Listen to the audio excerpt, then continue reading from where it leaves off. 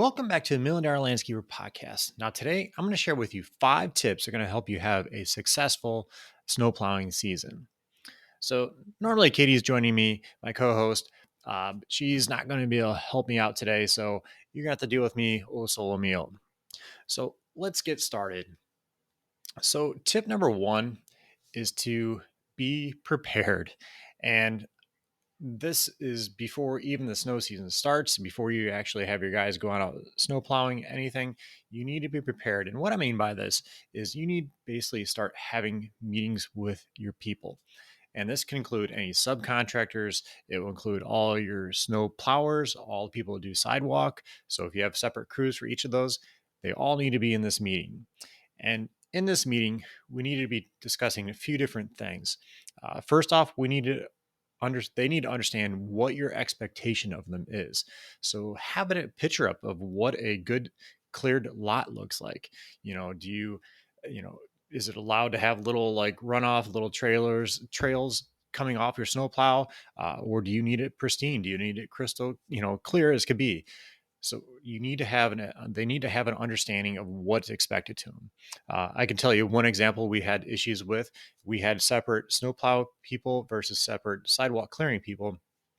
And some of the issues we came across with is if a snowplow company, guys would go in there, clear the lot, the sidewalk crews would come and do their thing after the fact.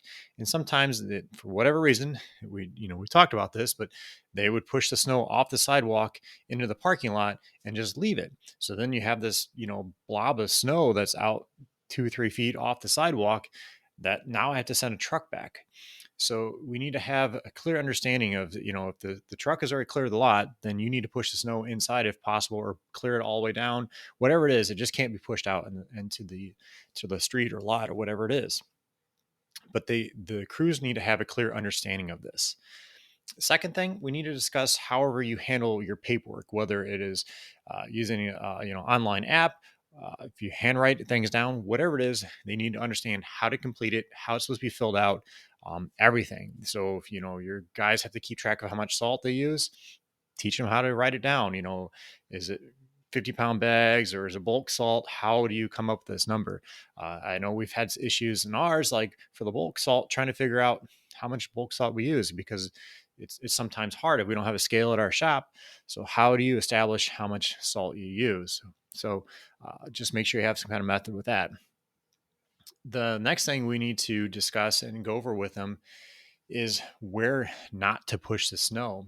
And what I recommend for doing this is to bring up some like Google Maps of some of your lots that you do and have drawn out on them, how you expect them to plow it, which way to push snow, um, and actually what not to do. Like in our town, in our city, we cannot push snow across, if we're pulling out of a lot, we cannot push snow across the street. We have to keep it on the property that the snow came from.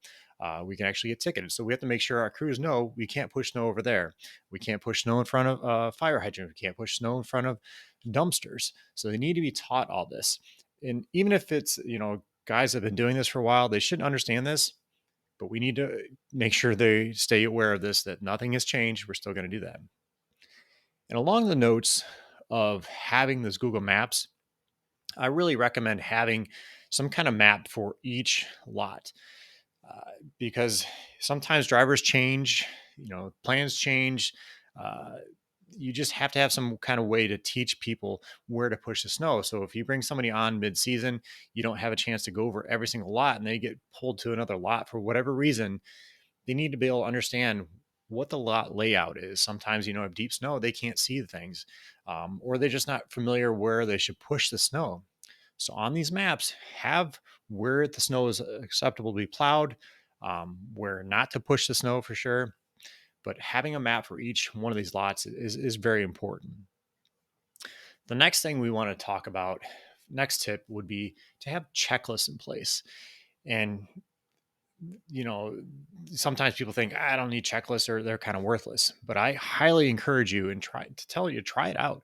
Have a checklist of, what to happen before the snow event, comes about, how things are going to get called out. Have a checklist on, how the equipment should be prepared. For example, ours for the equipment, we need to make sure we start all our snow blowers, our tractors, our skidsters, all that stuff. Make sure it's ready to go. Especially the day before, the night before, everything needs to be run and fueled up. Everything's ready to go. And then have checklists for after. So when the crews come back at the end of the day, night, whatever it is, what's your policy? Do they need to go fill up the trucks, fill salt back up, put equipment a certain way, rinse the equipment off? Like us, when we got back from snow salting, the trucks had to be rinsed off.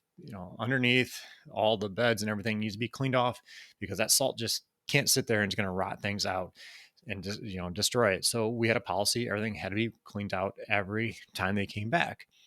But have these checklists in place and have it, the drivers can see it, they can go through it. And I really encourage having these printed off, because what we're found when crews come back, especially have been plowing for multiple hours, that they're tired. They're not thinking right. Possibly I've been in that situation. So having this checklist kind of printed off in their paperwork, they can kind of go through and okay, this done, this done, this is done, or I need to do this, whatever it is. Just having those checklists in place will definitely help you out. The next thing I encourage you to have is a call out procedure. So, how do you handle when a snow event is going to happen? Do you have a procedure that you contact all your people, especially if they're not working full time for you? Do you contact them the day before? And then again at whatever time they're going to go out, what's your procedure on this? You need to have some kind of procedure that everybody knows that, hey, we have a snow event coming up, just want you to be prepared, so that way they're not going out drinking or partying it up, whatever, and they have to come in at 3-4 o'clock in the morning, whatever it is. They need to be prepared so they're not coming in intoxicated or messed up or whatever. They just need to be physically prepared for this type of event. And again, this should all be discussed with them at the very first meeting we have with them at the beginning of the year. This needs to be discussed, but they need to know, and you need to know what your procedure is. And then we also need to have a procedure in place for when team members don't show up. It's bound to happen. We've called people, hey, the day before, hey, we got the snow event coming up tonight. Looks like it's going to be kind of late, so be prepared to come in at 3 or 4 o'clock in the morning. And then I would call them an hour before. They're supposed to show up. Hey, just a reminder, you need to be in 3 o'clock today. Sure enough, they don't show up. They sleep through whatever it is. They don't come in. So what's your procedure? Do you have they can only do this so many times? Do you let it go by? Whatever it is, there should be kind of some kind of procedure in place. That way they know what's expected of them. And what will happen? Is there a punishment for them not coming in? Will they just be done after 3 times? Whatever it is, have a procedure for that. The last thing I recommend is having some kind of route for your team, especially for the snow. Well, actually, for both sidewalks and snow plowing. Same thing as mowing. You want to have an efficient route. And what we found is in our business, especially during a snow event that's going on, travel times can really, really hurt you, especially if, they have to drive across the county, across town, whatever it is, especially during rush hour. It is terrible. So we want to make sure we have routes that the crews can go and have it, their density pretty tight on things. So again, just a quick recap for these tips. Make sure you have a meeting first off with all your team. Have checklists in place for before events, during events, and after events. Have a call out procedure, and then also have a procedure for if they don't come in, no call, no show. And the last thing, have routes set up for your teams. This is definitely going to help efficiency and just make things get done easier, and where people are at. So, all right, gang. I hope those tips help you out for this coming snow season. I know many of you guys are getting prepared for it. Those are down south. Lucky for you, don't have to deal with this kind of stuff. But those that do take advantage of the snow, it is a good moneymaker, but it has to be done right and done efficiently. So, all right, gang. I hope you have a great day, and we'll be talking to you soon. Bye bye.